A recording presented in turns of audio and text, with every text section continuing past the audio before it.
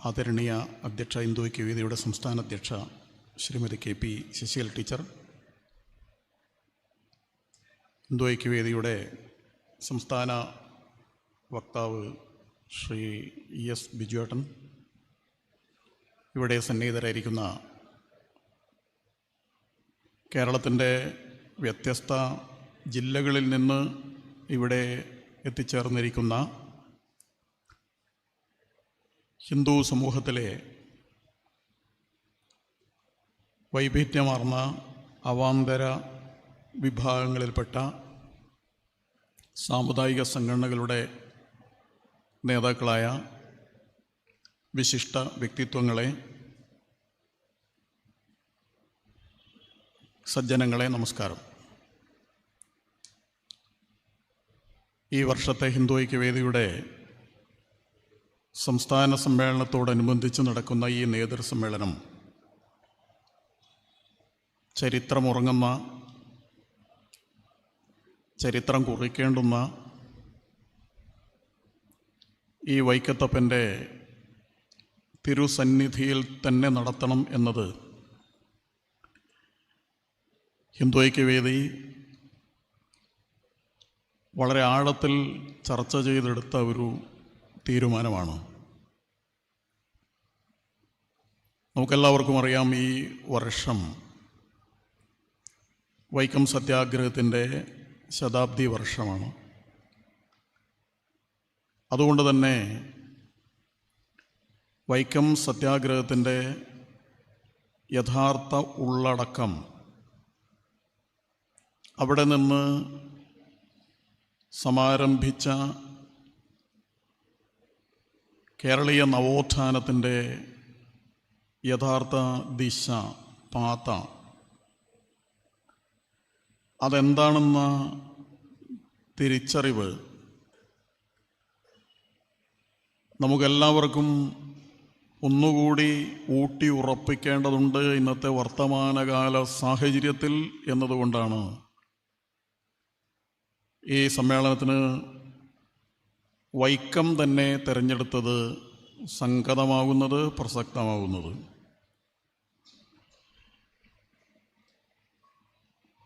വ്യത്യസ്തമായ പരിപാടികൾ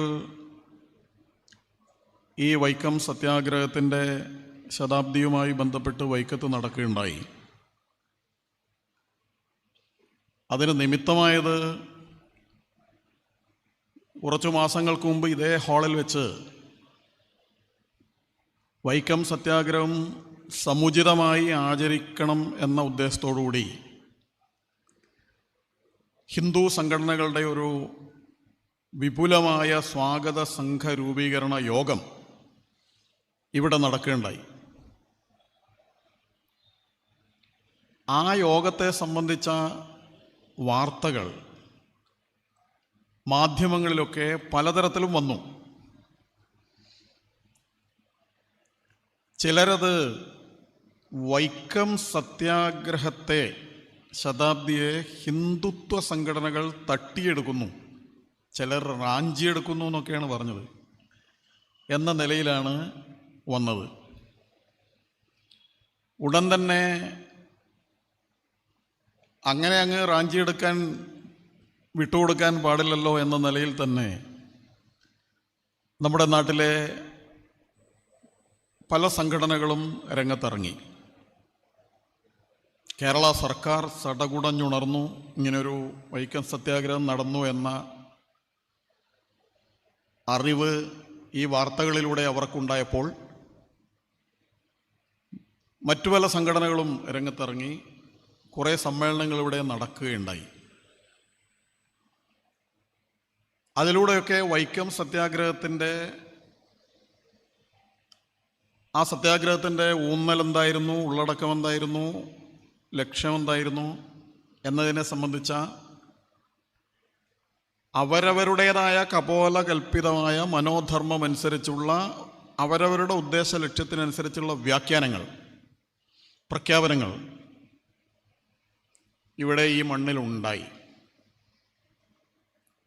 പലപ്പോഴും അത് സത്യത്തെ തമസ്കരിച്ചുകൊണ്ടും വൈക്കം സത്യാഗ്രഹ നായകന്മാരുടെ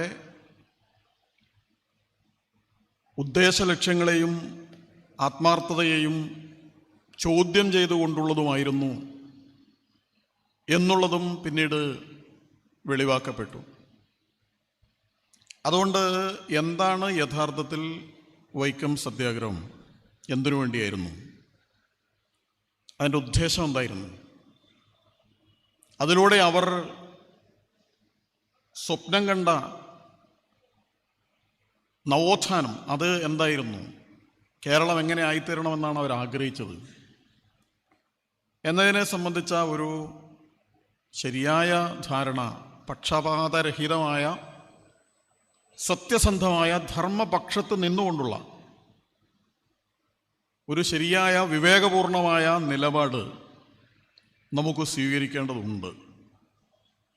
അതിന് ഉപോദ്ബലകമായ ചില കാര്യങ്ങൾ, ചില ചിന്തകൾ, ചിന്താശകലങ്ങൾ ഇവിടെ അവതരിപ്പിക്കുക എന്നതിൻ്റെ ഉദ്ദേശം, നമ്മൾ നമ്മുടെ എല്ലാം പ്രസ്ഥാനങ്ങളിൽ ഇത് ചർച്ചയാക്കുകയും അങ്ങനെ കോടിക്കണക്കിന് ആളുകളിലേക്ക് ഈ സന്ദേശം എത്തിക്കുകയും 100 വർഷത്തിന് ശേഷം നമ്മൾ ഈ കാര്യം അനുസ്മരിക്കുമ്പോൾ വർത്തമാനകാല കേരളത്തിൻ്റെ ഇന്നത്തെ പ്രശ്നങ്ങളുമായി കൂട്ടിച്ചേർത്തുകൊണ്ട് നമുക്ക് ഈ വൈക്കം സത്യാഗ്രഹത്തിൻ്റെ സന്ദേശത്തെ എങ്ങനെയാണ് മുന്നോട്ട് കൊണ്ടുപോകാൻ സാധിക്കുക എന്നുള്ളതിനെക്കുറിച്ച് ശരിയായ രീതിയിലുള്ള ഒരു തീരുമാനം നമ്മുടെ എല്ലാ പ്രസ്ഥാനങ്ങളും എടുക്കുകയും കൂട്ടായി അത് നടപ്പാക്കുകയും ചെയ്യുക എന്നുള്ളതാണ് ഇതിൻ്റെ ഉദ്ദേശം.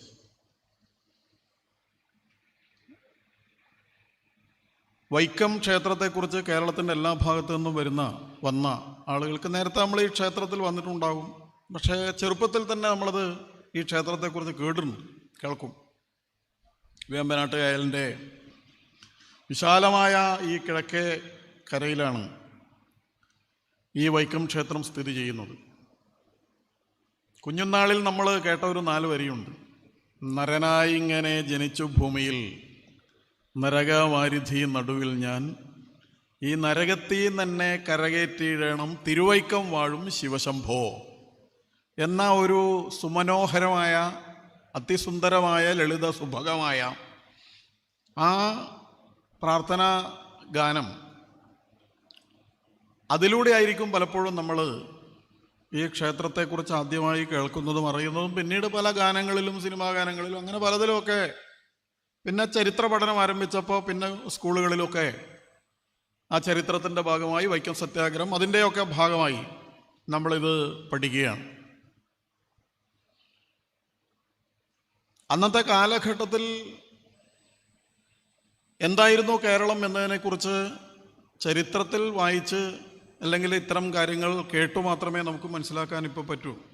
പക്ഷേ അങ്ങനെ കേട്ടാൽ ഒരു യക്ഷിക്കഥയിൽ എന്ന പോലെയുള്ള വിഭ്രമാത്മകമായൊരു സാമൂഹ്യ സാഹചര്യമായിരുന്നു അന്നിവിടെ ഉണ്ടായിരുന്നത് എന്നുള്ളത് നടുക്കുന്ന ഒരു യാഥാർത്ഥ്യം. കുമാരനാശാൻ ദുരവസ്ഥയിലൊക്കെ ഭംഗിയായി വിവരിച്ചതുപോലെയുള്ള തൊട്ടുകൂടാത്തവർ, തീണ്ടിക്കൂടാത്തവർ, ദൃഷ്ടിയിൽപ്പെട്ടാലും ദോഷമുള്ളോർ, കെട്ടില്ലാത്തോർ, തമ്മിലുണ്ണാത്തോർ, എങ്ങനെയുള്ള ജാതി കോമരങ്ങളുടെ കൈപ്പിടിയിലായിരുന്നു അന്ന് കേരളം. അതിൻ്റെ എല്ലാ തരത്തിലുള്ള വിപരീതാവസ്ഥകളും അന്നുണ്ടായിരുന്നു. പട്ടിക്കും പന്നിക്കും നടക്കാൻ അവകാശമുള്ള വഴിയിലൂടെ മനുഷ്യരെ ജാതിയിൽ താണവരാണ് എന്നുള്ളത് കൊണ്ട് നടത്താൻ അനുവദിക്കാത്ത അധാർമികമായ ധാർഷ്ട്യം, ശാസ്ത്രവിരുദ്ധമായ, ഒരു തരത്തിലും അംഗീകരിക്കാൻ സാധിക്കാത്ത അത്തരം ഒരുപാട് വൈകൃതങ്ങൾ, ആചാരങ്ങളെന്ന പേരിൽ, നിയമങ്ങളെന്ന പേരിൽ ഇവിടെ അടിച്ചേൽപ്പിക്കുകയും നടത്തുകയും ഒക്കെ ചെയ്തിരുന്നു. പുരോഹിത മേധാവിത്വത്തിൻ്റെ അത്തരം നികൃഷ്ട നീക്കങ്ങൾക്ക് എല്ലാ പിന്തുണയും കൊടുത്തുകൊണ്ട് ഇവിടുത്തെ അന്നത്തെ ഭരണങ്ങൾ, അത് രാജഭരണമാണെങ്കിലും അതുപോലെ മറ്റു തരത്തിലുള്ള സംവിധാനങ്ങളാണെങ്കിലും അതിന് പിന്തുണ കൊടുത്തുകൊണ്ട് നിൽക്കുകയും ചെയ്തിരുന്നു. ഇതിനെതിരായി ചിന്തിക്കുന്ന ആളുകൾ എല്ലാ വിഭാഗത്തിലും ഉണ്ടായിരുന്നു. അതിൽ സമുദായ ഭേദമില്ല. ഇത് ശരിയല്ല, മനുഷ്യത്വ വിരുദ്ധമാണ്. നമ്മുടെ സനാതനധർമ്മത്തിൻ്റെ അടിസ്ഥാന സങ്കല്പങ്ങൾക്ക് വിരുദ്ധമാണ് എന്ന് മനസ്സിലാക്കിക്കൊണ്ട്, കാരണം സനാതനധർമ്മത്തിൻ്റെ അടിസ്ഥാന ദർശനം അദ്വൈതമാണ്. അതിൽ ഈ വിഭാഗീയതയോ വിവേചനമോ ഇല്ല. അതുകൊണ്ട് ഇത് തെറ്റാണ് എന്ന് അത് പഠിച്ചവർക്ക്, യഥാർത്ഥത്തിൽ അനുസന്ധാനം ചെയ്യുന്നവർക്ക് കൃത്യമായി അറിയാമായിരുന്നു. എല്ലാ വിഭാഗത്തിലും എല്ലാ സാമുദായിക വിഭാഗത്തിലും പെട്ടവർക്ക് അതറിയാമായിരുന്നു. സാമൂഹ്യ പരിഷ്കർത്താക്കൾ, ആധ്യാത്മിക ആചാര്യന്മാർ, അവരെല്ലാവരും ഈ കാഴ്ചപ്പാടുള്ളവരായിരുന്നു. ഏതായാലും നമ്മുടെ ഭാഗ്യത്തിന് അത്തരം ആധ്യാത്മിക ആചാര്യന്മാർ, ശ്രീനാരായണ ഗുരുദേവൻ, ചട്ടമ്പിസ്വാമികൾ, അത്തരം മഹാന്മാരായ വ്യക്തിത്വങ്ങളുടെ സാന്നിധ്യം, അവരുടെ സഞ്ചാരം കേരളത്തിൽ, പ്രത്യേകിച്ച് തിരുവിതാംകൂറിൽ വ്യാപകമായി ഉണ്ടായി എന്നതിൻ്റെ ഗുണം അതത് സമുദായങ്ങളിൽ വലിയ വെളിച്ചമാണ് പകർന്നു നൽകിയത്. SNDP യോഗത്തിൻ്റെ രൂപീകരണം ഉണ്ടായി. തുടർന്ന് നിരവധി സാമുദായിക സംഘടനകൾക്ക് അതത് സമുദായങ്ങളെ പരിഷ്കരിക്കണം എന്ന ചിന്തയുണ്ടായി. ഇതിൻ്റെയൊക്കെ പരിണതഫലമായിട്ടാണ് വൈക്കം സത്യാഗ്രഹം ഉണ്ടാകുന്നത്. അന്നത്തെ നിലവിലുണ്ടായിരുന്ന ഏറ്റവും വലിയ അനീതി, കൊടിയ അനീതിയാണ് അയിത്തം എന്ന ചിന്ത വ്യാപകമായി വന്നു. അയിത്തത്തിൻ്റെ ബീഭത്സമായ രൂപങ്ങൾ ഉണ്ടായിരുന്നു. ഇന്ന സമുദായത്തിൽ നിന്ന് ഇന്ന സമുദായക്കാർ ഇത്രയടി ദൂരെ നിൽക്കണം എന്നുപോലും നിശ്ചയിച്ച്, അങ്ങനെ നിൽക്കേണ്ടുന്ന വിഭാഗങ്ങളെ കൃത്യമായി നിശ്ചയിച്ച് അളന്നടി കണക്കാക്കി നിൽക്കേണ്ടുന്ന അവസ്ഥ പോലും ഇവിടെ ഉണ്ടായിരുന്നു. അതിൽ ഏറ്റവും ഉയർന്ന വിഭാഗമായി ബ്രാഹ്മണ സമുദായം ഉണ്ടായിരുന്നു. ബാക്കി അതിൻ്റെ ക്രമമനുസരിച്ച്, അന്നത്തെ ക്രമമനുസരിച്ച് താഴത്തേക്ക് വരുമ്പോൾ മേലേന്ന് കിട്ടുന്നതെല്ലാം സ്വീകരിച്ച്, ഒട്ടൊക്കെ സന്തോഷത്തോടുകൂടി സ്വീകരിച്ച്, അതിൻ്റെ പലിശയും കൂട്ടി തൊട്ടു താഴെയുള്ളവർക്ക് കൊടുത്ത്, അങ്ങനെ കിട്ടുന്നത് വാങ്ങി അതിൻ്റെ താഴെയുള്ളവർക്ക് കൂടുതൽ കൊടുത്ത് അതൊരു വ്യവസ്ഥയായി രൂപപ്പെട്ട് ഒട്ടൊക്കെ അതിൽ അഭിരമിച്ചും സന്തോഷിച്ചും തൃപ്തിപ്പെട്ടും ഒക്കെ അങ്ങനെ കഴിഞ്ഞു പോകുന്ന ഒരവസ്ഥയായിരുന്നു അന്ന് നിലവിലുണ്ടായിരുന്നു. ഇതിനെതിരായ ഒരു ചിന്തയായിരുന്നു അയിത്തോച്ചാട പ്രസ്ഥാനമായി വന്നത്. ആ അയിത്തോച്ചാടന പ്രസ്ഥാനത്തിൻ്റെ നേതൃനിരയിൽ, അതിൻ്റെ ഏറ്റവും പ്രധാനപ്പെട്ട സ്ഥാനത്തുണ്ടായിരുന്നത് നമുക്കെല്ലാവർക്കും അറിയാവുന്ന പോലെ സ്വർഗീയ ടി കെ മാധവൻ അവർകളാണ്. അദ്ദേഹത്തിൻ്റെ ചെറുമകൻ്റെ ഭാഷണങ്ങൾ നമ്മൾ നേരത്തെ ശ്രവിച്ചു. അദ്ദേഹം ഇവിടെ സദസ്സിൽ ഇപ്പോൾ ഉപസ്ഥിതൻ കൂടിയാണ്. ഇന്നലെ ഇതുമായി ബന്ധപ്പെട്ട ഒരു സെമിനാർ കോട്ടയത്ത് വെച്ച് നടക്കുകയുണ്ടായി. വ്യത്യസ്തമായ അതിൻ്റെ ഭാഗങ്ങളെക്കുറിച്ച് അവിടെ ചർച്ച ചെയ്യുകയുണ്ടായി. നമ്മളെല്ലാവരും വായിക്കുകയും പഠിക്കുകയൊക്കെ ചെയ്തതാണ്, കേട്ടതാണ് ഈ കാര്യങ്ങൾ. ചില കാര്യങ്ങൾ നമുക്ക് ആവർത്തിക്കേണ്ടതുണ്ട്, ആവർത്തിച്ചുറപ്പിക്കേണ്ടതുണ്ട്. അങ്ങനെ ആവർത്തിച്ചുറപ്പിക്കേണ്ട ബോധാന ഉള്ളടക്കങ്ങൾ ഈ സമരത്തിലുണ്ട് എന്നത് കൊണ്ടാണ് ഈ വിഷയം ഇവിടെ ചർച്ചയ്ക്ക് വയ്ക്കുന്നത്. ഒന്നാമതായി അതിൽ ആ ടി കെ മാധവൻ, അദ്ദേഹം 1924 കാക്കിനദയിൽ നടന്ന കോൺഗ്രസ് സമ്മേളനത്തിൽ വെച്ചാണ് ഗാന്ധിജിയുമായി അയിത്തോച്ചാടന പ്രസ്ഥാനത്തിന് കോൺഗ്രസിൻ്റെ പിന്തുണ തേടുന്നത്. കോൺഗ്രസിൻ്റെ തീരുമാനമനുസരിച്ച് നമുക്കറിയാം ഖിലാഫത്ത് എന്ന് പറയുന്നത് നമ്മുടെ ഭാരതവുമായൊരു ബന്ധമില്ലാത്തതാണ്, തുർക്കിയിൽ നടന്നൊരു സംഭവമാണ്. പക്ഷേ ഗാന്ധിജി മുസ്ലിങ്ങളെ സ്വാതന്ത്ര്യ സമരത്തിലേക്ക് ചേർക്കാൻ വേണ്ടി മുസ്ലിങ്ങളുടെ മതപരമായ ആവശ്യത്തെ പിന്തുണച്ച് കോൺഗ്രസ് അത് ഏറ്റെടുത്താണ് മലബാറിൽ ഖിലാഫത്ത് സമരം ആരംഭിച്ചത്. വഴിതെറ്റി ബ്രിട്ടീഷുകാർക്കെതിരായി ആരംഭിച്ച സമരം ഹിന്ദുക്കൾക്കെതിരായി, ഹിന്ദുക്കളിലെ എല്ലാ വിഭാഗങ്ങൾക്കെതിരായി അത് നീണ്ടു. ക്ഷേത്രധ്വംസനങ്ങളുണ്ടായി. 100 കണക്കിന് ക്ഷേത്രങ്ങൾ തകർക്കപ്പെട്ടു. പിന്നീട് കൂട്ടക്കുരുതികൾ നടന്നു. 10,000-ഓളം ഹിന്ദുക്കൾ അതിക്രൂരമായി മൃഗീയമായി കൊലയ്യപ്പെട്ടു. പലരും മാനഭംഗത്തിനായി, കൂട്ടമാനഭംഗത്തിനിരയായി, അഭയാർത്ഥികളായി. ക്ഷേത്രങ്ങൾ തകർക്കപ്പെട്ടു. അങ്ങനെ ചോരക്കളമായി മാറി. സമരം തുടങ്ങിയ കോൺഗ്രസിനോ ഗാന്ധിജിക്കോ അതിന് നേതൃത്വം കൊടുത്ത, അന്നത്തെ ആ കാലഘട്ടത്തിൽ നേതൃത്വം കൊടുത്ത കെ മാധവൻ നായർ ഉൾപ്പെടെ, അന്നത്തെ KP കേശവൻ ഉൾപ്പെടെയുള്ള ആളുകൾക്ക് ആർക്കും അവരുടെ കയ്യിൽ പിടിച്ച് നിർത്താൻ സാധിക്കാത്ത രീതിയിൽ അത് കെട്ടടിച്ച് വിട്ടുപോലെ അതൊരു വർഗീയ കലാപമായി മാറി. ഏറ്റവും അവസാനം ബ്രിട്ടീഷുകാർ അത് അടിച്ചമർത്തി. ആ ചരിത്രം അവിടെ നിൽക്കുകയാണ്. ഗാന്ധിജിയൊക്കെ പിന്നീട് വളരെ വളരെ വളരെ ഖേദിച്ചുകൊണ്ട് ആ സമരം വഴിതെറ്റിയതിനെ കുറിച്ച് പറഞ്ഞിട്ടുണ്ട്. അംബേദ്കർ പറഞ്ഞിട്ടുണ്ട്. വളരെ ക്രൂരമായിരുന്നു അവിടെ നടന്നത് എന്നതിനെ സംബന്ധിച്ച് എല്ലാ ദേശീയ നേതാക്കളും പ്രതികരിക്കുകയും ചെയ്തിട്ടുണ്ട്, പശ്ചാത്തപിച്ചിട്ടുണ്ട്, ഖേദിച്ചിട്ടുണ്ട്. പക്ഷെ നടക്കേണ്ടത് നടന്നു. നഷ്ടപ്പെട്ട ജീവനോ അല്ലെങ്കിൽ അതിലേറെ നഷ്ടപ്പെട്ടു പോയ മതസൗഹാർദ്ദത്തിൻ്റെ കണ്ണികളെയോ കൂട്ടിച്ചേർക്കാൻ ഒരു ഖേദപ്രകടനം കൊണ്ട് സാധിക്കാത്ത നിലയിലുള്ള അകൽച്ച ഹിന്ദു മുസ്ലിം വിഭാഗങ്ങൾക്കിടയിൽ സംഭവിക്കുകയും ചെയ്തിരുന്നു. ഒറ്റപ്പെട്ടുപോയ കോൺഗ്രസ് സത്യത്തിൽ ശ്രീ TK മാധവൻ അവர்களுടെ ഈ നിർദ്ദേശത്തെ കോൺഗ്രസ് സഹർഷം സ്വീകരിച്ചതിന് പുറകിലുള്ള അടിസ്ഥാനപരമായ കാരണം, ആ കാരണം വിസ്മരിച്ചുകൊണ്ടാണ് പുതിയ നറേറ്റീവുകൾ ഇവിടെ സൃഷ്ടിക്കപ്പെടുന്നത് എന്നതുകൊണ്ടാണ് ഞാൻ ഈ കുറച്ചും കൂടി വിശദമായി അതിലേക്ക് പോയത്. 1921 മലബാറിൽ ഹിന്ദുക്കൾക്കെതിരെ മുസ്ലിങ്ങൾ നടത്തിയ കൂട്ടക്കുരുതി, അതിന് കാരണമായി വന്നത് കോൺഗ്രസ്സാണ് എന്നുള്ളതുകൊണ്ട് കോൺഗ്രസ് ഒറ്റപ്പെട്ടു പോയിരുന്നു, മുഖം നഷ്ടപ്പെട്ടു പോയിരുന്നു. ഒരു ജനകീയ പ്രശ്നത്തിൽ ശക്തമായി ഇടപെട്ടുകൊണ്ട് ഹിന്ദു സമൂഹത്തിൻ്റെ പിന്തുണ ആർജിക്കേണ്ടത് കോൺഗ്രസിൻ്റെ നിലനിൽപ്പ് തന്നെ ആവശ്യമായിരുന്നു രാജ്യത്ത് എന്നുള്ളതുകൊണ്ട് കൂടിയാണ് കോൺഗ്രസ് അത് ഏറ്റെടുത്തത് എന്നുള്ളത് മറച്ചു വെക്കപ്പെട്ട ഒരു കാര്യമാണ്.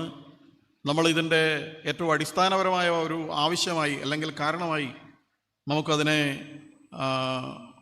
ഒരു പുനർവായനക്ക് വിധേയമാക്കുമ്പോൾ സത്യസന്ധമായി അതിനെ ഉൾക്കൊള്ളേണ്ടതുണ്ട്. ഏതായാലും അത് കാക്കനിടയിൽ വെച്ച് അദ്ദേഹം ശ്രീ TK മാധവൻ ആ സമയത്ത് നേരത്തെ പറഞ്ഞതുപോലെ അദ്ദേഹം ഒരു കോൺഗ്രസ് പ്രവർത്തനമായിരുന്നില്ല. കാരണം ഇവിടെ ഒരു കോൺഗ്രസ് സംഘടനാ പ്രവർത്തനം ഉണ്ടായിരുന്നില്ല. പക്ഷേ ഈ ആവശ്യം മനസ്സിലാക്കിക്കൊണ്ടാണ് പ്രമുഖ നേതാക്കന്മാരുടെ കൂടെ അദ്ദേഹം ഗാന്ധിജിയെ പോയി കണ്ടതും സംസാരിച്ചതെന്നൊക്കെയുള്ള ചരിത്രം ഉണ്ട്. അവിടെ ഒരു പ്രമേയം, അയിത്തോച്ചാടന പ്രമേയം അവതരിപ്പിക്കപ്പെട്ടു. അത് കോൺഗ്രസ് അംഗീകരിച്ചു. തിരുവിതാംകൂറിൽ അത് നടത്തണം എന്ന് തീരുമാനിക്കുമ്പോൾ സ്ഥലം കൃത്യമായിട്ട് വൈക്കത്ത് തന്നെ നടത്തണം എന്നൊന്നും അങ്ങനെ തീരുമാനിച്ചിരുന്നില്ല. മനസ്സിലാക്കുന്നത് അദ്ദേഹത്തിന് ഹരിപ്പാടൊക്കെ ആണ് ആ സമരം നടത്താൻ അദ്ദേഹം ആഗ്രഹിച്ചിരുന്നത് എന്നൊക്കെയാണ് പറയുന്നത്. ശ്രീനാരായണ ഗുരുദേവൻ്റെ നിർദ്ദേശവും അനുഗ്രഹവും ഈ സത്യഗ്രഹ സമരത്തിനുണ്ടായിരുന്നു. അതുമായി ബന്ധപ്പെട്ട് ആദ്യം ഒരു ജനകീയ വികാരം ഉണ്ടാക്കണമെന്നുള്ളതിനെ സംബന്ധിച്ച് പല പൊതുപരിപാടികളും പൊതുയോഗങ്ങൾ ഒക്കെ നടത്തണമെന്ന് നിശ്ചയിക്കപ്പെട്ടു. പല സ്ഥലത്തും അത് നടന്നു. നേതാക്കന്മാർ ഇതിൻ്റെ ആവശ്യകതയെക്കുറിച്ച് പ്രസംഗിച്ചു.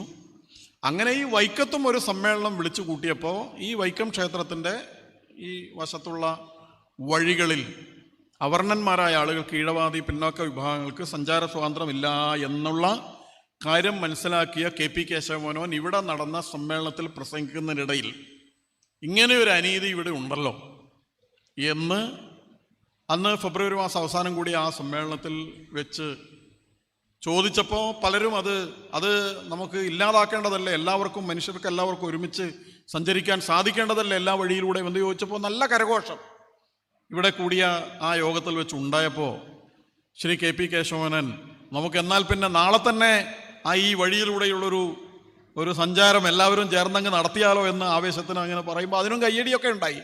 പക്ഷെ ആദ്യം ഉണ്ടായ അത്രയും കയ്യടി രണ്ടാമത് പറഞ്ഞപ്പോൾ ഉണ്ടായില്ല. യാഥാർത്ഥ്യബോധം ഉൾക്കൊണ്ടുകൊണ്ടായിരിക്കണം എന്ന് പറഞ്ഞു. അതൊരു തീരുമാനം പോലെയായി. പിന്നീട് ആ സമ്മേളനം അവസാനിച്ചു. പിറ്റേന്ന് തന്നെ ഇത് നടത്തണം എന്നൊക്കെ വന്ന സമയത്താണ് അത് പുറത്തേക്ക് അറിയുന്നതും അത് ഒരു വലിയ വിക്ഷുബ്ധമായ ഒരു പ്രതികരണത്തിലേക്ക് പിന്നീട് നീങ്ങുന്നതും ഒക്കെ കാണുന്നത്. ബോധപൂർവം തന്നെ ചില ആളുകൾ അത് തടയാൻ വേണ്ടിയുള്ള പരിശ്രമം നടക്കുന്നു. അന്നത്തെ ഈ ഇന്ത്യൻ തിരുത്തി മന എന്ന് പറയുന്ന മന ഇവിടെയുണ്ട്. സവർണ അധികാര കോയ്മയുടെ ആസ്ഥാന കേന്ദ്രമായി വിരാജിച്ചിരുന്നു ആ മന അത് കേന്ദ്രമാക്കി പല ഗൂഢാലോചനകളും അവിടെ നടക്കുകയാണ്. അധികൃതർ ഇതറിയുകയാണ്.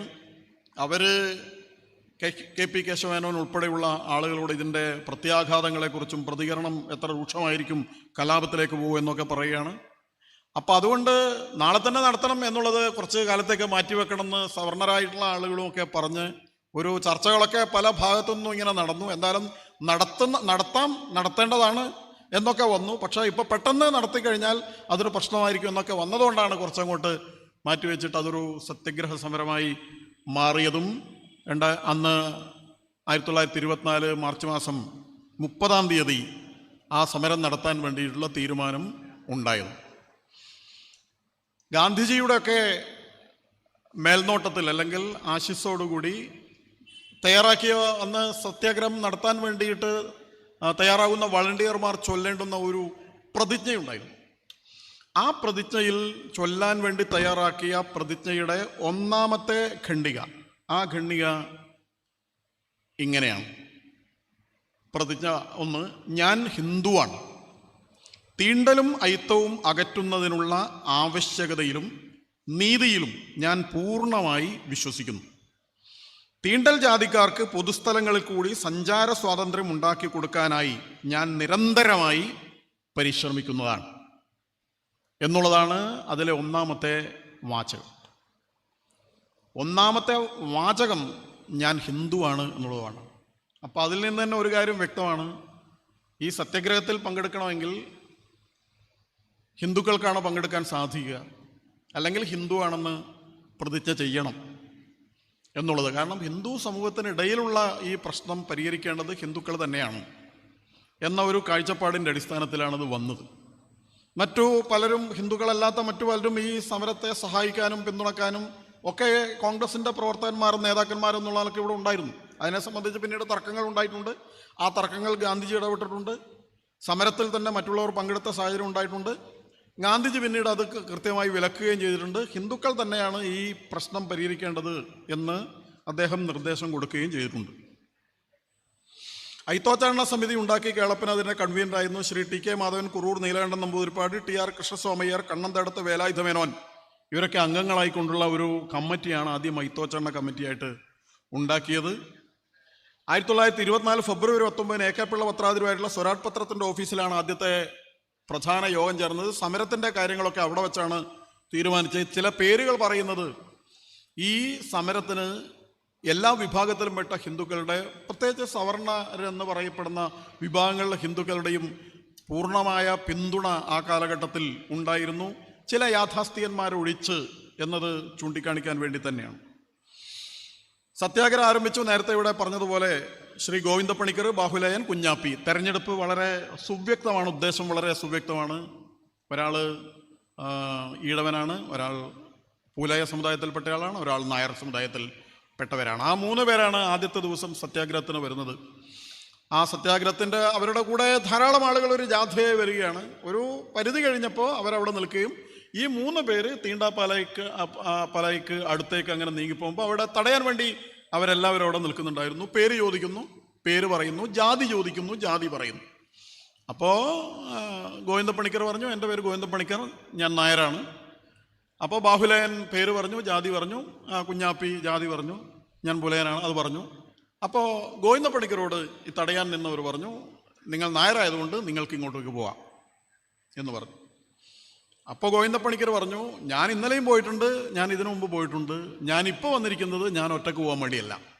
എൻ്റെ കൂടെ വന്ന ഈ 2 പേരെയും കൊണ്ട് മാത്രമേ ഞാൻ അങ്ങോട്ടേക്ക് പോവുള്ളൂ. അവർക്ക് സഞ്ചാര സ്വാതന്ത്ര്യം ഉണ്ടാകാൻ വേണ്ടിയിട്ടാണ് ഞാൻ ഇന്ന് നടക്കുന്നത്. ഞാൻ അവരെയും കൂട്ടിയിട്ട് മാത്രമേ ഞാൻ മുന്നോട്ട് പോവുകയുള്ളൂ എന്ന് പറഞ്ഞു. അവരെയും കൂട്ടി പോവുകയാണെങ്കിൽ ഞങ്ങൾക്ക് തടയേണ്ടി വരും എന്നവർ പറഞ്ഞു. അപ്പോൾ അവർ തമ്മിൽ തർക്കമായി.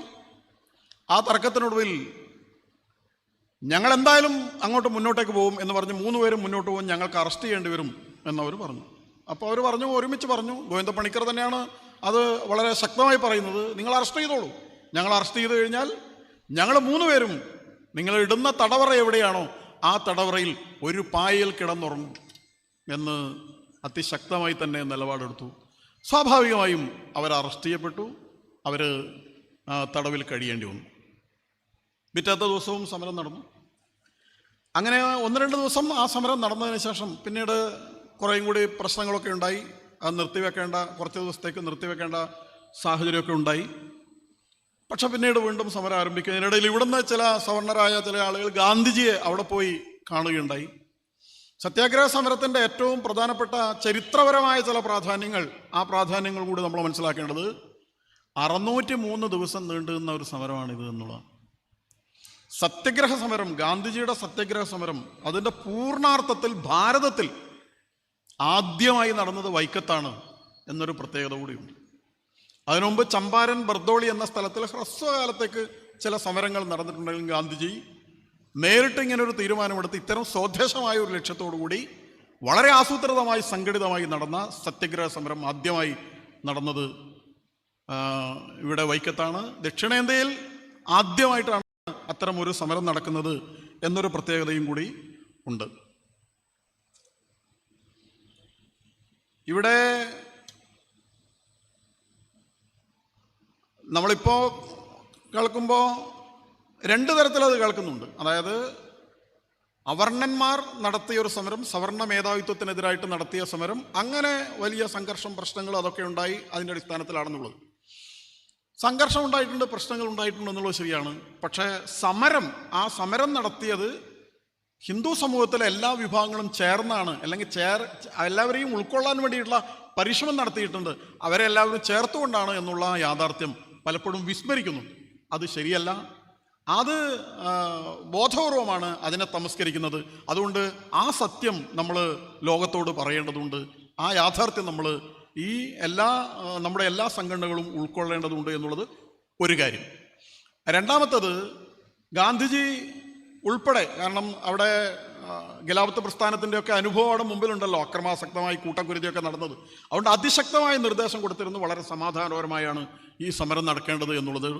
അതുകൊണ്ട് സമാധാനപരമായാണ് സമരം നടന്നത്. പക്ഷേ ഇവിടുത്തെ ഈ മന കേന്ദ്രീകരിച്ചുകൊണ്ടുള്ള സവർണ മേധാവികളുടെ, ചട്ടമ്പിമാരുടെയും ഗുണ്ടകളുടെയും ആക്രമണങ്ങളൊക്കെ ഉണ്ടായിട്ടുണ്ട്.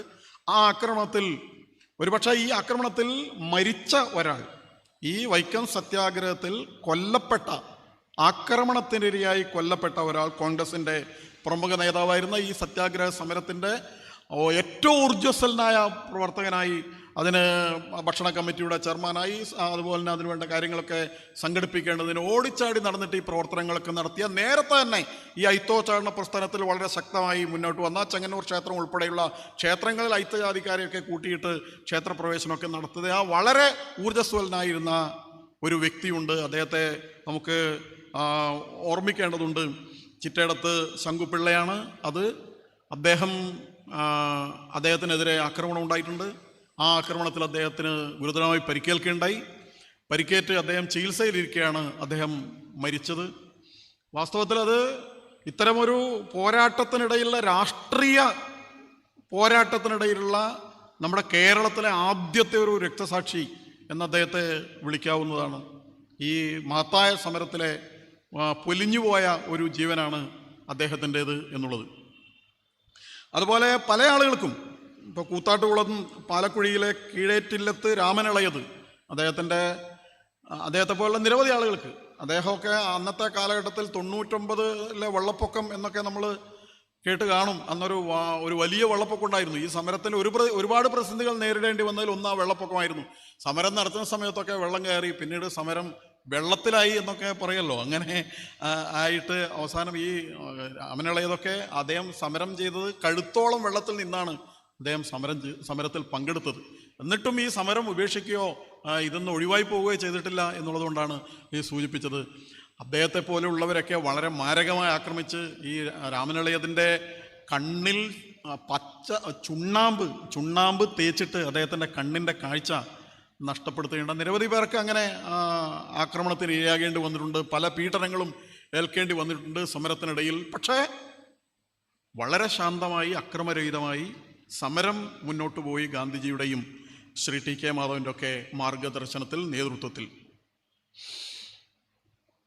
ശ്രീനാരായണ ഗുരുവിൻ്റെ സാന്നിധ്യം ഉണ്ടായിരുന്നു. അദ്ദേഹത്തിൻ്റെ നിർദ്ദേശം പ്രകാരമാണ് സമരം ആരംഭിച്ചത്. അദ്ദേഹം കാൽനടയായി ഇവിടെ വരികയും വൈക്കത്ത് വന്ന് ഇവിടെ അദ്ദേഹം താമസിക്കുകയും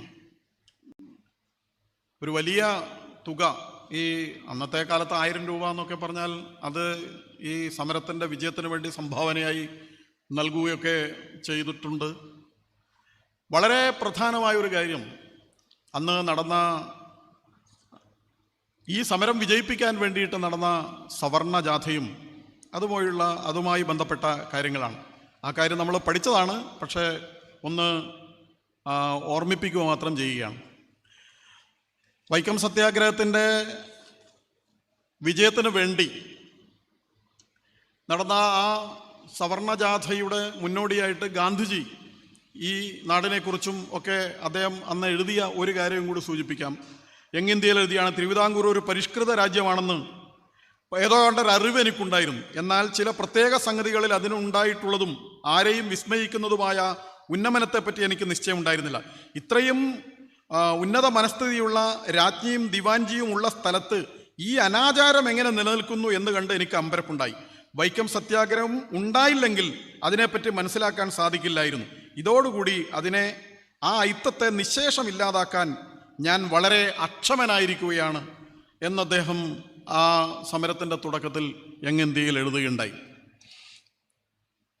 എല്ലാ സമുദായത്തിലും ഇതുമായി ബന്ധപ്പെട്ട ചർച്ചകൾ നടന്നിട്ടുണ്ട്, സംഘടനകളിൽ ചർച്ചകൾ നടന്നിട്ടുണ്ട്. SNDP യോഗത്തിൻ്റെ 20ാം വാർഷിക സമ്മേളനത്തിൽ മഹാകവി കുമാരനാശാൻ പറഞ്ഞതിനെക്കുറിച്ച് SNDP യോഗത്തിൻ്റെ ചരിത്രം പറയുന്നുണ്ട്. ക്ഷേത്രപ്രവേശന വിഷയത്തിൽ നായന്മാർ തുടങ്ങിയ സവർണ ഹിന്ദുക്കളുടെ ആനുകൂല്യം വർദ്ധിച്ചു വരുന്നതായി കാണുന്നത് ഏറ്റവും ചരിതാർത്ഥ്യജനകമായ വസ്തുതയാണ്. കഴിഞ്ഞ കൊല്ലത്തെ പ്രജാസഭയിൽ നമ്പൂതിരിമാർ ഉൾപ്പെടെ ഭൂരിഭാഗം ഹിന്ദു പ്രതിനിധികളും ഒപ്പിട്ട് സമർപ്പിച്ച വിജ്ഞാപനം തന്നെ ഈ സംഗതിക്ക് അപരിഹാര്യമായ തെളിവാണ്.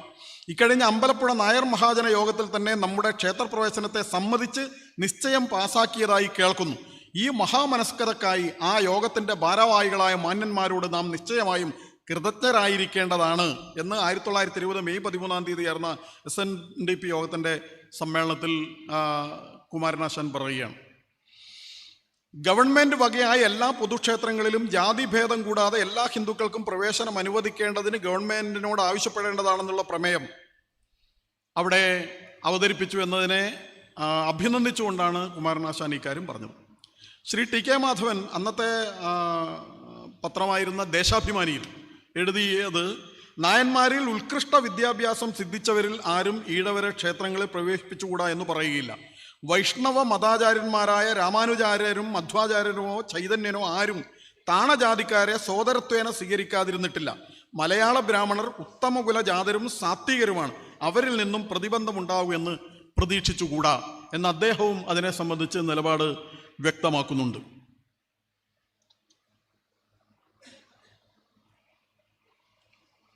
കേളപ്പജി ആ കാലഘട്ടത്തിലെ സമരത്തിൻ്റെ നേതാവായിരുന്നു. അദ്ദേഹം സത്യാഗ്രഹത്തെക്കുറിച്ചുള്ള അന്നത്തെ ഒരു വിവരണം അദ്ദേഹത്തിൻ്റെ ജീവചരിത്രത്തിൽ പറയുകയാണ്. പേജ് 47. ഇന്ത്യയുടെ നാനാഭാഗങ്ങളിൽ നിന്നും കമ്പിയും സഹായ വാഗ്ദാനങ്ങളും എത്തിക്കൊണ്ടിരുന്നു. കേരളത്തിൻ്റെ നാനാഭാഗങ്ങളിൽ നിന്നും സത്യാഗ്രഹം കാണുവാനായി ആപാലവൃദ്ധം ജനങ്ങൾ വൈക്കത്തെത്തിക്കൊണ്ടിരുന്നു. ഈ പരിണാമങ്ങളൊന്നും ഗവൺമെൻറ് പ്രതീക്ഷിച്ചിട്ടുണ്ടാവില്ല. പല നേതാക്കളും ഹിന്ദു സഭകളും മഹാരാജാവിന് കമ്പിയടിച്ചു. സംഭവങ്ങൾ എത്രയോ വേഗം മുന്നോട്ട് പോയി. കാശിയിൽ വെച്ചുകൂടിയ സർവേന്ത്യ ഹിന്ദു സഭ സഞ്ചാര സ്വാതന്ത്ര്യം മാത്രമല്ല ക്ഷേത്രപ്രവേശനം കൂടി അനുവദിക്കേണ്ടതാണെന്ന നിശ്ചയത്തെ മഹാരാജാവിനെ അറിയിച്ചു. സ്വാമി ശ്രദ്ധാനന്ദൻ വൈക്കത്തേക്ക് തിരിച്ചു.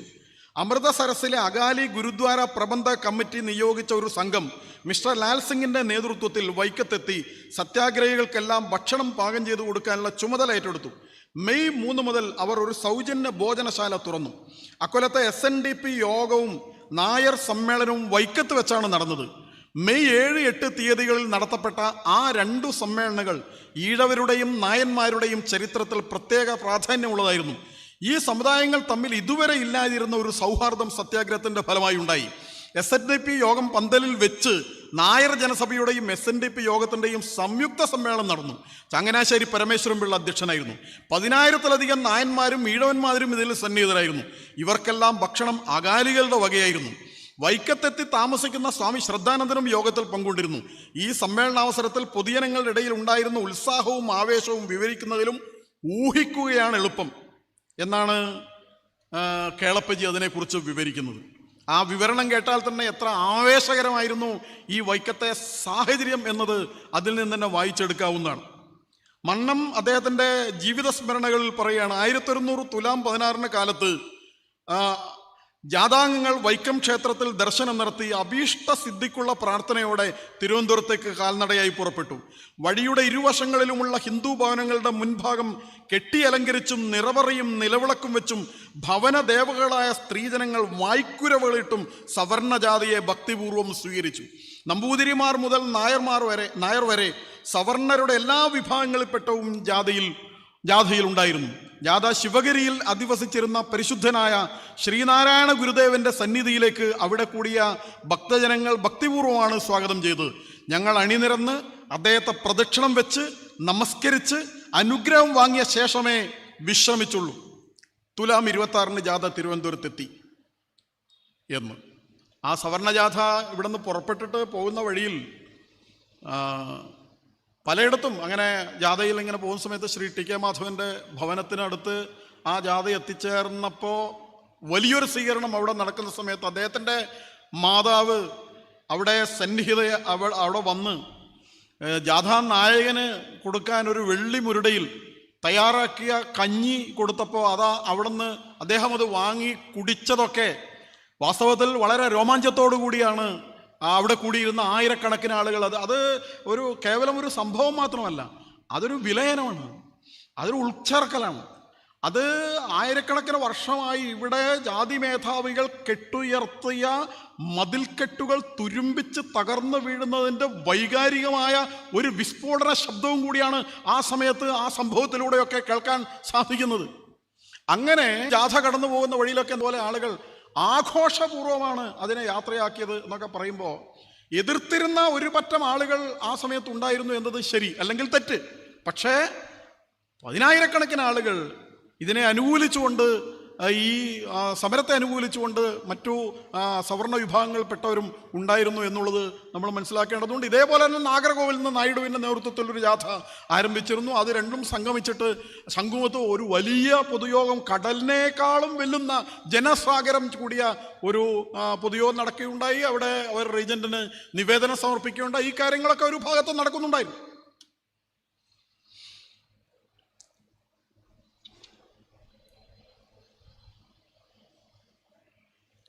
ഈ സമരം ഏറ്റവും അവസാനം 603 ദിവസമൊക്കെ സമരം നടന്നു. പലതരത്തിലുള്ള ചർച്ചകൾ നടന്നു. അതിൻ്റെ വിശദാംശങ്ങളിലേക്ക് ഞാൻ പോകുന്നത്, ഏറ്റവും അവസാനം ആദ്യം ഒരു വഴി തുറന്നു കൊടുത്തു, പിന്നീട് 2 വഴി തുറന്നു കൊടുത്തു. പക്ഷേ ടി കെ മാധവനെ പോലുള്ളവർ ഉദ്ദേശ ലക്ഷ്യം പൂർത്തിയാകുന്നത് വരെ തന്നെ സമരത്തിൽ ഉറച്ചു നിൽക്കണമെന്ന് ഉറച്ച നിലപാട് തന്നെ എടുത്തു. ഏറ്റവും അവസാനം എല്ലാ വഴികളും തുറന്നു കിട്ടി. തിരുവിതാംകൂറുള്ള എല്ലാ വഴികളും അവർണർക്ക് കൂടി സഞ്ചരിക്കാനുള്ള സ്വാതന്ത്ര്യം കിട്ടി. എന്നിടത്ത് മാത്രമാണ് വിജയകരമായി ഈ സമരം അവസാനിച്ചത് എന്നുള്ളത് നമ്മൾ കാണേണ്ടതുണ്ട്. അപ്പം അത് ഹിന്ദുക്കളായ ആളുകൾക്കിടയിൽ ഏറ്റവും വലിയൊരു പ്രശ്നമായി നിലനിന്നിരുന്ന അയിത്തം, ആ അയിത്തത്തിൻ്റെ ആദ്യത്തെ ഘട്ടത്തെ ഇല്ലാതാക്കാൻ, ഒരു മാനസികമായ ഐക്യം ഉണ്ടാക്കാൻ ആ സമരത്തിന് സാധിച്ചു. സത്യാഗ്രഹ സമരത്തിന് സാധിച്ചു. അതിൻ്റെ വിജയത്തിന് സാധിച്ചു. എല്ലാവരും ചേർന്ന് ഒരുമിച്ച് നിന്നാണ് ആ മഹത്തായ സമരം വിജയിപ്പിച്ചത് എന്നുള്ളത് വളരെ പ്രധാനമാണ്. ടി കെ മാധവൻ്റെ നേതൃത്വത്തിലുള്ള സമരത്തെ പിന്തുണക്കാൻ വേണ്ടി മന്നത്ത് പത്മനാഭൻ വൈക്കത്ത് നിന്ന് തിരുവനന്തപുരത്തേക്ക് കാൽനട ജാഥ നടത്തി എന്ന സംഭവം 100 കൊല്ലം മുമ്പാണ് നടന്നത് എന്ന് നമ്മൾ ചിന്തിക്കേണ്ടതുണ്ട്. 100 കൊല്ലം കഴിഞ്ഞ് ഇപ്പോൾ ഇവിടെ നിൽക്കുന്ന സമയത്ത് ഇത്തരമൊരു സാഹചര്യം ഉണ്ടായാൽ അത്തരമൊരു ജാഥ നടക്കുമോ എന്നുള്ളത്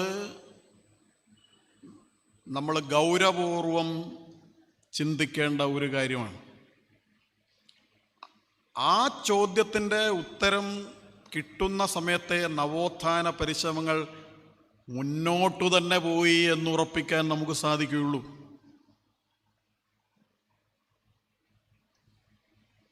ഞാൻ ആരുടെയും പേരൊന്നും എടുത്തു പറയുന്നില്ല. പക്ഷേ 100 കൊല്ലം മുമ്പുണ്ടായ ആ ഇഴയെടുപ്പം പറയുന്നുണ്ട്. മന്നൊക്കെ പറയുന്നുണ്ട്, ഞങ്ങൾ രാമലക്ഷ്മണന്മാരെ പോലെ പ്രവർത്തിച്ചു എന്ന്. അതിലപ്പുറം പിന്നെ പറയണ്ടല്ലോ. ഞാനും അതുപോലെ തന്നെ TK മാധവനും രാമലക്ഷ്മണന്മാരെ പോലെയാണ് പ്രവർത്തിച്ചത് എന്നാണ് പറയുന്നത്. ആ ബന്ധത്തിന്റെ ആഴം എത്രയായിരുന്നു, എത്ര ദൃഢമായിരുന്നു എന്നുള്ളത് വിവരിക്കാൻ ഇതിൽ പരം ഒരു നല്ല പ്രയോഗം വേറെയില്ല. അപ്പൊ അത്തരം ഒരു സാഹചര്യം ഇവിടെ സംജാതമായിരുന്നു.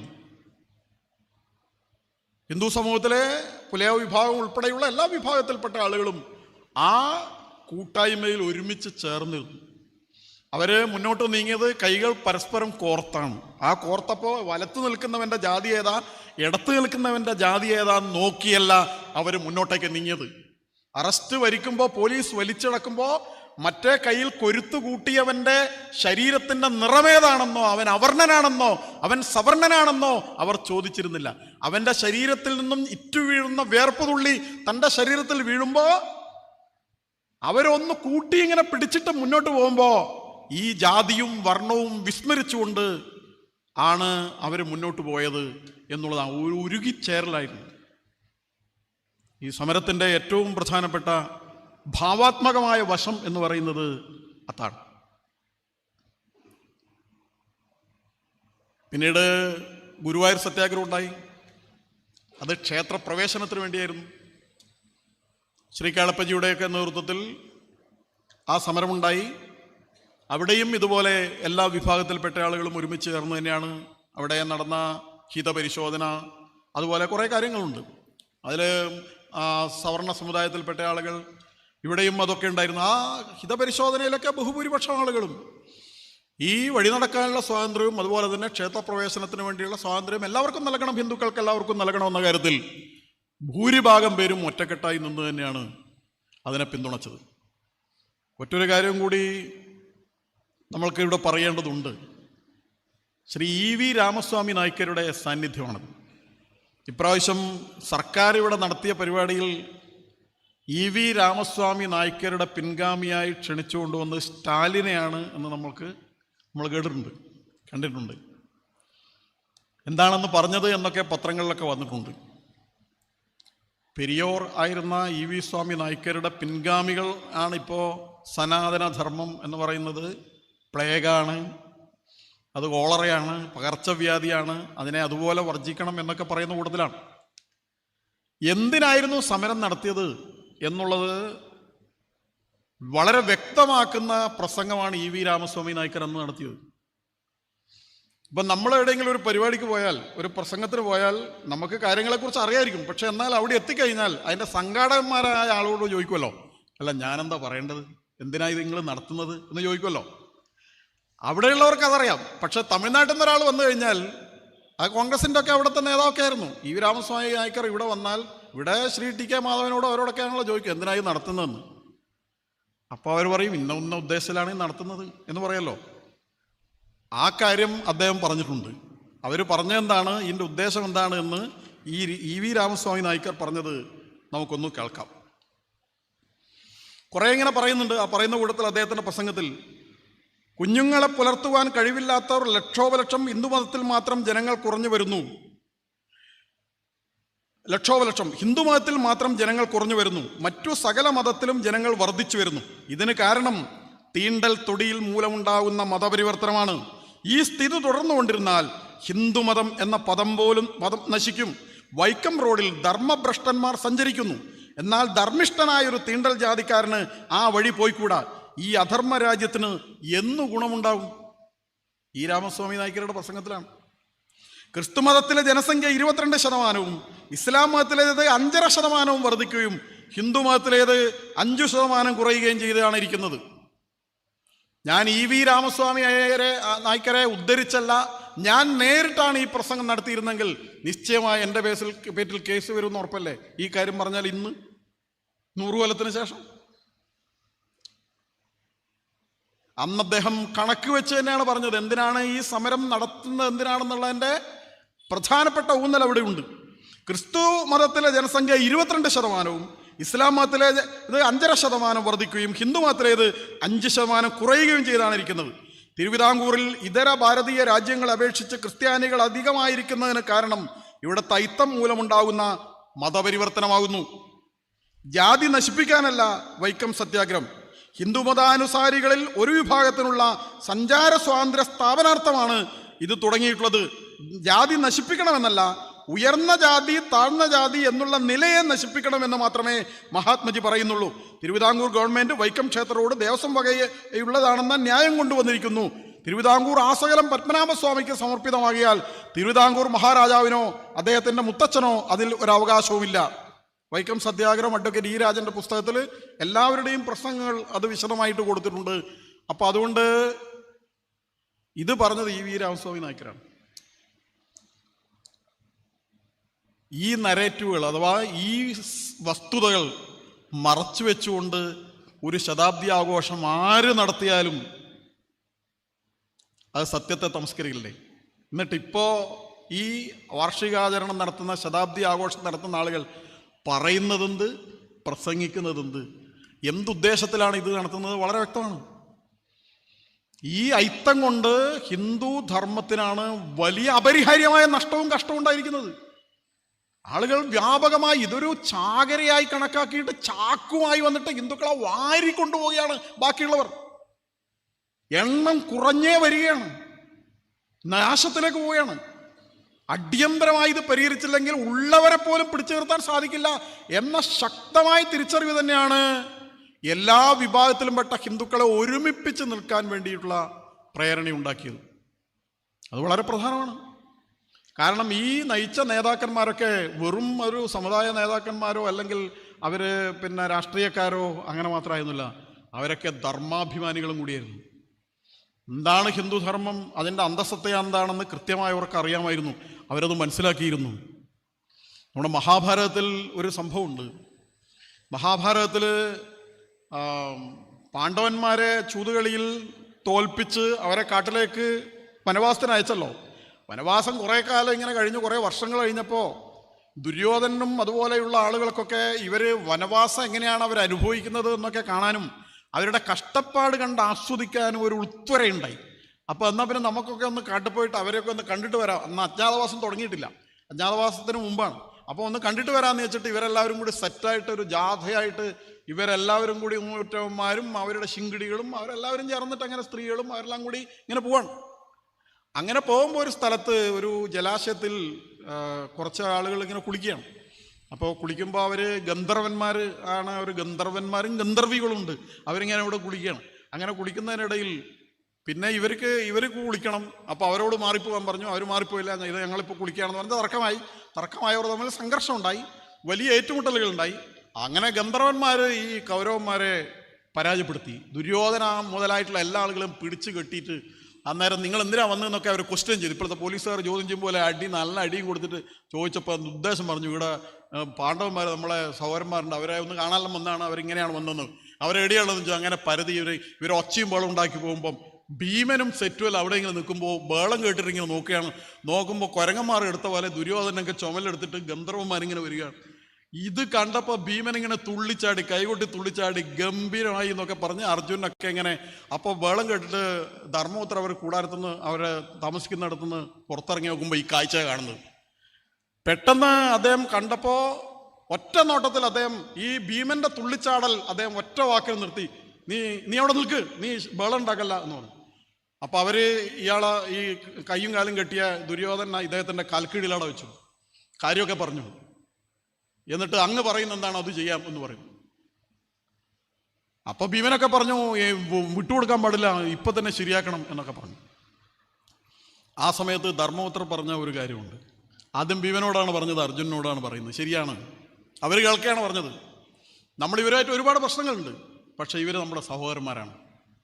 നമ്മൾ തമ്മിലുള്ള പ്രശ്നം ഉണ്ടാകുന്ന സമയത്ത് നമ്മൾ 5ഉം അവർ 100ഉമാണ്. ഈ 5ഉം 100ഉം നമ്മൾ ഒരുപാട് ഏറ്റുമുട്ടിയിട്ടുണ്ട്. പക്ഷെ ഇപ്പൊ പ്രശ്നം പുറത്തുള്ള ആളുകളുമായിട്ടാണ്. അവര് നമ്മളെ നേരെ വരുമ്പോ നമ്മൾ 105ഉം അവരും എന്ന ചിന്തയാണ് ഉണ്ടാകേണ്ടത്. ഈ കാഴ്ചപ്പാട് മറന്നുപോകാൻ പാടില്ല എന്നുള്ളതാണ് അദ്ദേഹം പറയുന്നത്.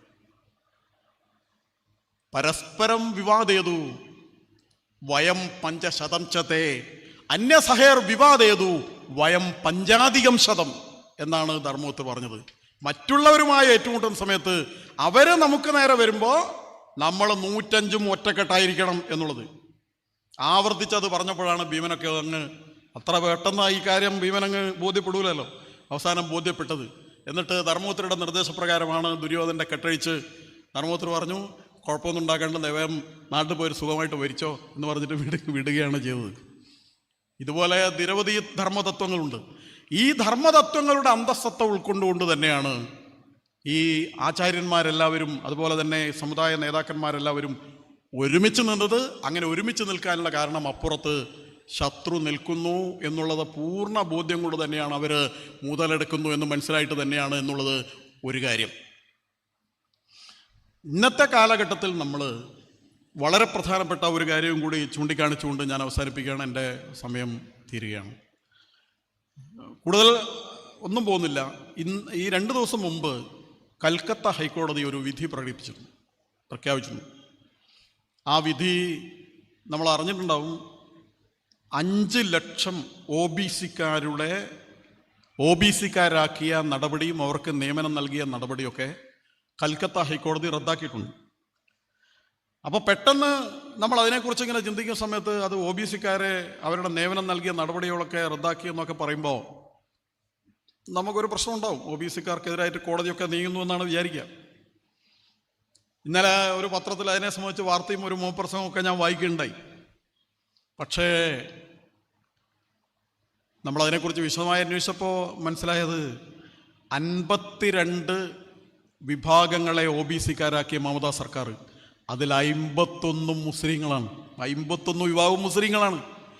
ആ മുസ്ലിങ്ങൾ ആയിട്ടുള്ള ആളുകളെ OBC പട്ടികയിലേക്ക് ഉൾപ്പെടുത്തി അവർക്ക് സംവരണം നൽകി, അവർക്ക് നിയമനം നൽകി എന്ന് പറയുമ്പോൾ പ്രധാനമന്ത്രി തെരഞ്ഞെടുപ്പ് യോഗങ്ങളിലൊക്കെ OBC വിഭാഗങ്ങളിൽപ്പെട്ട ആളുകളുടെ സംവരണം മുസ്ലിങ്ങൾക്ക് കൊടുക്കുന്നു എന്ന് കർണാടകയും മറ്റും ആന്ധ്രയും മറ്റും ഉദാഹരിച്ചുകൊണ്ട് പറയുമ്പോൾ എന്താണ് ഈ പ്രശ്നം എന്ന് ചിന്തിക്കുമ്പോഴാണ് ഇതാരുടെ അവകാശമാണ് പോകുന്നത്?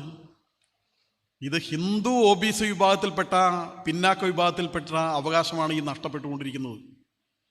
ജാതിയുടെ അടിസ്ഥാനത്തിൽ ചരിത്രപരമായ കാരണങ്ങളാൽ പിന്നാക്കമായി പോയ ഹിന്ദു വിഭാഗങ്ങളിൽപ്പെട്ടവർക്ക് പരിരക്ഷ നൽകാൻ വേണ്ടിയിട്ടാണ് ഭരണഘടന സംവരണം ഏർപ്പെടുത്തിയത്. അതിനുവേണ്ടിയാണ് പട്ടിക വർഗ സംവരണം, അതിനുവേണ്ടിയാണ് പട്ടികജാതി സംവരണം, അതിനുവേണ്ടിയാണ് OBC മറ്റു പിന്നോക്ക സമുദായങ്ങൾക്കുള്ള സംവരണം. ഭരണഘടന സംവരണം നൽകുന്നത് ഹിന്ദുക്കളിലെ പിന്നാക്ക വിഭാഗങ്ങൾക്ക് മാത്രമാണ്. മതപരമായ ആ ഒരു പരിഗണന സംവരണത്തിന് നമ്മുടെ ഭരണഘടന പറയുന്നില്ല.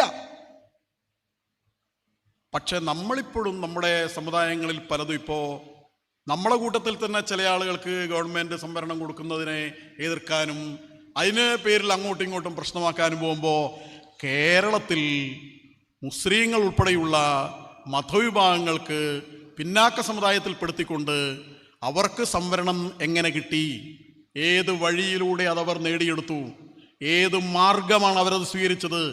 ഇവിടെ ഇപ്പോൾ നിയമനം നടത്തുമ്പോൾ മുസ്ലിങ്ങൾക്ക് 12% സംവരണം ഉണ്ടെങ്കിൽ ആ 12 കിട്ടേണ്ടത് ഇവിടുത്തെ വിശ്വകർമ്മജനും ഇവിടുത്തെ മറ്റ് പിന്നോക്ക വിഭാഗങ്ങൾക്കും അവകാശപ്പെട്ടതാണ് അവർ കൊണ്ടുപോയിരിക്കുന്നത് എന്നും വർഗീയ അജണ്ട ഉപയോഗിച്ചുകൊണ്ട് സൃഷ്ടിച്ച വോട്ട് ബാങ്ക് വെച്ച് മതേതര പാർട്ടികളോട് വിലപേശി വാങ്ങിയ സംഘടിതമായ കൊള്ളയാണ് ഹിന്ദു വിഭാഗത്തിൻ്റെ അവകാശങ്ങളെ തട്ടിയെടുക്കാൻ വേണ്ടി നടത്തിയ ഭരണകൂടത്തെ ഉപയോഗിച്ച് നടത്തിയ ലൂട്ടിംഗ് ആണ് വാസ്തവത്തിൽ ഈ സംവരണം എന്നുള്ളത്. തിരിച്ചറിഞ്ഞാൽ മാത്രമേ അതിനെതിരായിട്ട് ഒരുമിച്ച് പോയിട്ട് നഷ്ടപ്പെട്ടത് വീണ്ടെടുത്താൽ മാത്രമേ ഹിന്ദുക്കളുടെ ഈ പിന്നോക്കാവസ്ഥ ഒരു പരിധിവരെയെങ്കിലും പരിഹരിക്കാൻ പറ്റൂ എന്ന തിരിച്ചറിവ് നമുക്കുണ്ടാകണം.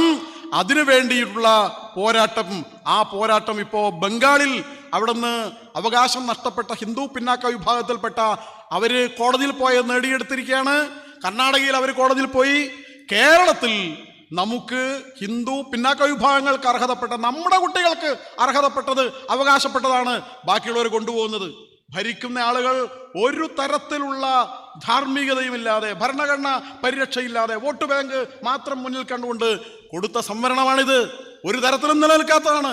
നമ്മളത് ഒരുമിച്ച് നേടിയെടുക്കേണ്ടതാണ്. പിന്നാക്ക വിഭാഗത്തിൻ്റെ സംവരണം എന്ന് പറയുന്നത്. OBC എന്ന് പറയുന്നത് അത് ഹിന്ദു OBC-യാണ്. അതേ ഭരണഘടനാ പ്രാബല്യമുള്ളൂ. ബാക്കിയെല്ലാം ഏച്ചുകൂട്ടലുകളിലൂടെയും കപടമായ വ്യാഖ്യാനങ്ങളിലൂടെയും അവരുടെ ഉദ്ദേശത്തോടുകൂടി രൂപീകരിച്ച ദുരുദ്ദേശത്തോടുകൂടി നിയോഗിച്ച കമ്മീഷനുകളുടെ കള്ള ശുപാർശകളുടെയും ഒക്കെ അടിസ്ഥാനത്തിലാണ് ഇത് വന്നിരിക്കുന്നത്. ഇപ്പോൾ പുതിയൊരു അവകാശവാദവും കൂടി കോടതിയിൽ അവർ വന്നിരിക്കുകയാണ്. ഈഴവർക്ക് കൂടുതൽ സംവരണം കൊടുക്കുന്നുണ്ട്, മുസ്ലിങ്ങൾക്ക് ജനസംഖ്യാനുപാതികമായി സംവരണം ഇല്ല എന്ന് പറഞ്ഞിട്ട് കോടതിയിൽ പോയിരിക്കുകയാണ്. ഇപ്പോൾ ആദ്യം മെല്ലെ പറയല്ലോ, ഒട്ടകത്തിന് പിന്നെ കൂടാരത്തിൽ സ്ഥലം കൊടുത്ത പോലെ എന്ന് പറഞ്ഞ പോലെ ഇപ്പൊ സ്ഥലം കൊടുത്ത് ഇപ്പോ അത് അവകാശമാക്കിയിരിക്കുകയാണ്. ഇപ്പൊ പറയുന്നത് ഇനി ജനസംഖ്യാനുപാതികമായിട്ട് സംവരണം വേണമെന്നാണ്. അപ്പൊ എവിടെ എത്തിയിരിക്കുന്നു എന്നുള്ളത് മനസ്സിലാക്കുക. ഇതിനെ സംബന്ധിച്ച് വിശദമായൊരു പ്രമേയം ഇവിടെ വരുന്നുണ്ട്. ഞാനിവിടെ പറഞ്ഞത്, നമ്മൾ ഈ വർത്തമാന കാലഘട്ടത്തിലെ ഈ നവോത്ഥാന സാഹചര്യത്തിൽ നമ്മൾ ഒരുമിച്ച് നിൽക്കണം എന്നുള്ളതിൻ്റെ അടിയന്തിരമായ ആവശ്യം. ഐത്തം എന്നുള്ളത് ആ പ്രശ്നം പരിഹരിക്കപ്പെട്ട് കഴിഞ്ഞിരിക്കുകയാണ്. വിവേചനമില്ലെന്നല്ല, പരിഹരിക്കേണ്ടതുണ്ട്. അടിയന്തിരമായ സാഹചര്യങ്ങൾ നമ്മൾ ഒരുമിച്ച് കൂടേണ്ടതുണ്ട്, ഒരുമിച്ച് നിൽക്കേണ്ടതുണ്ട്.